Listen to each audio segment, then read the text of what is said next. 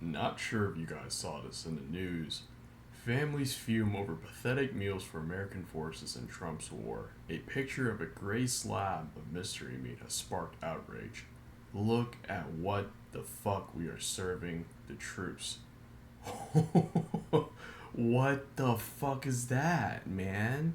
Like, is that turkey bacon that's expired and that you've kept under a fucking bookshelf for a month or something? What the fuck is that, man? You got a sorry ass patty, dry ass, gray ass patty, with an even grayer slice of what seems to be expired turkey bacon or some shit. I don't know what the fuck that is. I wouldn't feed a fucking stray animal with that shit. And some fucking carrots. Gotta keep it healthy. U.S. Navy families have spoken out about the state of the food being served to their sons and daughters in President Donald Trump's war in the Middle East. Food stocks, along with morale, have plummeted in the region following the U.S. Postal Service temporary suspension of mail delivery to 27 military zip codes. Packages already in transit are reportedly being held without a clear delivery timeline. Crew on board aircraft carriers the USS Abraham Lincoln and the USS Gerald R. Ford are beginning to feel the effects. Pictures obtained by the Center on Conscience and War and published by USA Today show the grim meals the sailors and Marines are being served. So we have the gray turkey bacon, dry ass patty, the carrots, and what seems to be fucking shredded sloppy Joe meat and dry ass tortillas. What the fuck, man? How are we serving our troops this shit? We have the largest fucking defense budget, and that shit goes up every fucking year, and yet this is what we're serving them. And this is what we talk about, baby. The military industrial complex, more dollars every year, worse life for everyone else. Worse life for civilian Americans, worse life for Americans enlisted. It's all a big fucking scam. All of it. Right? And also in the news, look at this motherfucker. Look at this motherfucker right here. Pete Kegsbreath, fucking Secretary of War Crimes. HEXF orders termination of union contracts. Through some unions within the Defense Department are protected from the action by federal court orders that American Federation government employees locals remain vulnerable. Defense Secretary Pete Hegseth last week instructed leaders to terminate most of the department's collective bargaining agreements more than a year after President Trump signed an executive order banning federal employee unions from many agencies on national security grounds. Bullshit. Bullshit. They say it's on national security grounds, but we know what it is. It's assault on organized labor, plain and simple.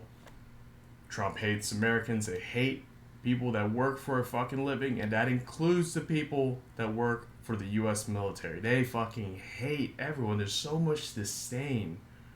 So much disdain. They don't even want to give us fucking crumbs anymore. That's how demonic and evil and greedy these fucking people are. Right? And here we have a quote from a labor representative.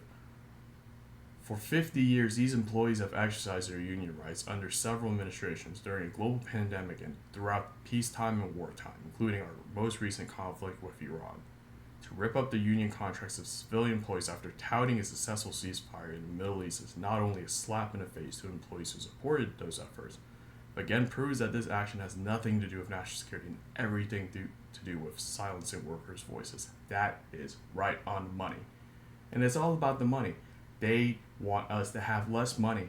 They want to take money out of your pockets and they want to feed it to the ever so bloated military industrial complex. They want more money for war, more money for bombs, more money for motherfucking Israel to kill little kids, to kill journalists, to kill medical workers. They don't want money to feed the troops. They don't want money to feed Americans. They don't want money for American schools, American roads, American hospitals, American healthcare, American infrastructure. They don't want none of that shit. And they sure as fuck don't want organized labor because they know organized labor, the collective bargaining power that we have to ensure that we get paid better, that we have more dignity in the lives that we live, that we have better working conditions. That is the shit they do not like. They don't want any of that shit, dude. They fucking hate it. And it's been a decades-long project to try to get rid of fucking unions, right? And we have the data to point out that unions are good. Unions are great.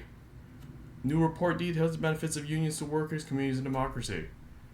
The report finds that unions boost wages. A worker covered by a union contract earns 12.8% more in wages than a peer at a non-unionized workplace on average. But unions don't just help union workers, they help all workers by setting higher standards that non-union employers must meet to attract and retain the workers they need.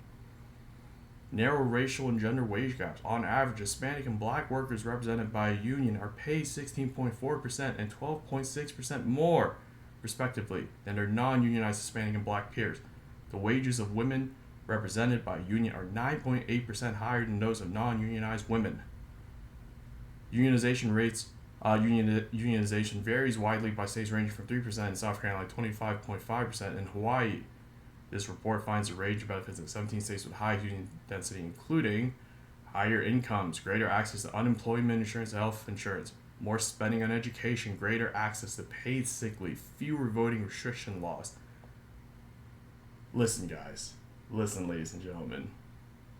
At the end of the day, we need to stick with each other. We need to watch each other's backs.